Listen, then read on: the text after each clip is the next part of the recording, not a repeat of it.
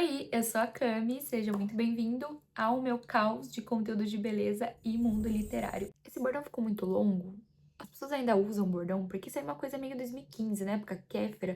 Não sei se aqui em 2025, mas enfim. Eu acho que eu não poderia começar esse canal de outra forma que senão falando de livros e dos meus livros favoritos da vida, que são Trono de Vidro e Corte de Espinhos e Rosas, ou Tog e Acotar para os íntimos. A verdade é que eu não estava preparada para o tanto que os livros de fantasia iam mudar a minha vida, como eles mudaram, e a escrita da Sarah J. Maas, que eu adoro, essas sagas são incríveis, eu inclusive tenho tatuado aqui de tanto que eu gosto e me apaixonei por essas histórias e por esses personagens. Trono de Vidro foi o primeiro livro de fantasia que eu li na vida, mas A Cotar foi a primeira série que eu completei, e eu vou contar disso um pouquinho mais pra frente, enquanto eu respondo a pergunta que está no título desse vídeo. É melhor começar por Acotar ou por Tog? E pra mim, essa é uma pergunta um pouco complexa e depende muito de um fator.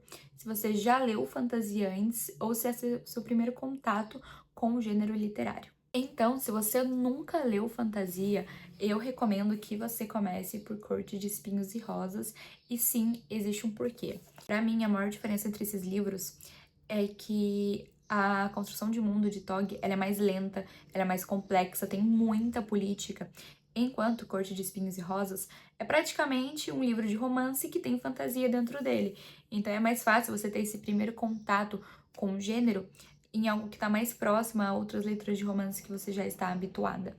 Então, Corte de Espinhos e Rosas, se você conectar de cara com os personagens, com a história, não é difícil de entender a construção de mundo, o sistema de magia não é complexo.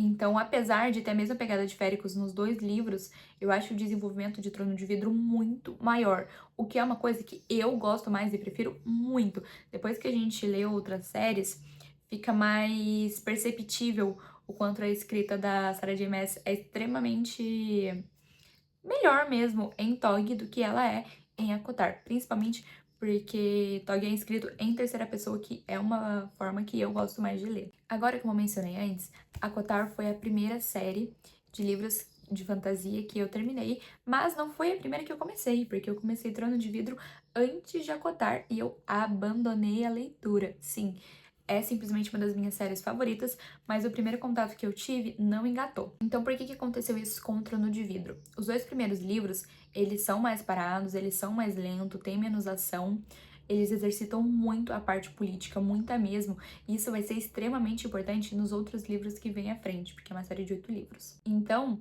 eu demorei mais pra me conectar, porque eu não tinha nenhum contato com esse tipo de livro antes. Então, logo de supetão, eu comecei por uma série que é mais complexa. Então eu não consegui me conectar de verdade com a personagem principal e com o enredo, nem com os pares românticos, e depois eu fui entender o porquê no primeiro livro. Então eu não tive vontade de ler o segundo, então não é que eu abandonei, eu só não continuei a série. Aí eu li a Cotar, me apaixonei, super me apeguei aos personagens, à história, terminei os 3 primeiros livros, e daí eu pensei, é a mesma escritora daquele livro lá que eu li, vou tentar de novo. E foi o que aconteceu.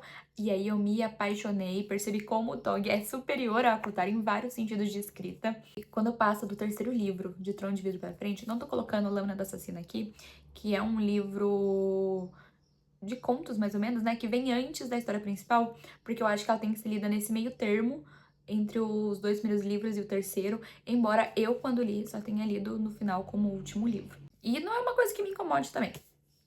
Mas quando entrou no terceiro livro pra frente, que é quando a história engata, minha amiga, aí o negócio ficou bom e eu engoli um livro atrás do outro e eu passei a ler livros de 800 páginas em 3 dias e depois em 2 e assim, eu engoli a saga inteira, me apaixonei, já reli várias vezes. Hoje eu aprecio muito mais os 2 primeiros livros do que eu apreciava antes. Mas eu realmente me apaixonei pelas 2 séries e eu acho que o maior divisor de águas sobre qual livro você deve começar é esse. Se você não tem contato nenhum ou se você já aprecia leitura de fantasias, que pra mim é o melhor gênero do mundo. Inclusive eu tenho aqui em cima várias, como vocês podem ver, Quarta Asa, que foi uma série que eu comecei esse ano e me apaixonei. O Príncipe Cruel, aqui não dá pra ver do outro lado, mas eu tenho Estilhaça-me. Então, assim, ler fantasia é um caminho sem volta, porque depois que eu engatei, parece que eu não quero mais parar e partir para outro gênero. Então, se você tá afim de começar alguma das sagas da saga J. Maas, essa é mais ou menos o que eu recomendo pra você. E a Sarah J. Maas, ela tem uma terceira série de livros, que é Crescent City, que eu ainda não li. Então, assim, eu estou enrolando um pouco porque ainda tá pra finalizar, assim como a Kotar, né, que tem mais livros pra sair, mas já são histórias sobre as irmãs da personagem principal e tudo mais, já não é mais o enredo principal. Então, eu tô esperando um pouquinho porque eu cometi o erro de começar a quarta asa sem saber que a série não tava completa e agora eu fico assim, ansiosa, entrando todo dia no Instagram da Rebecca Yarros, que é a escritora, pra ver se tem notícia, embora eu saiba que ela nem começou a escrever o quarto livro ainda, então assim, sofrimento de uma leitora com sagas inacabadas.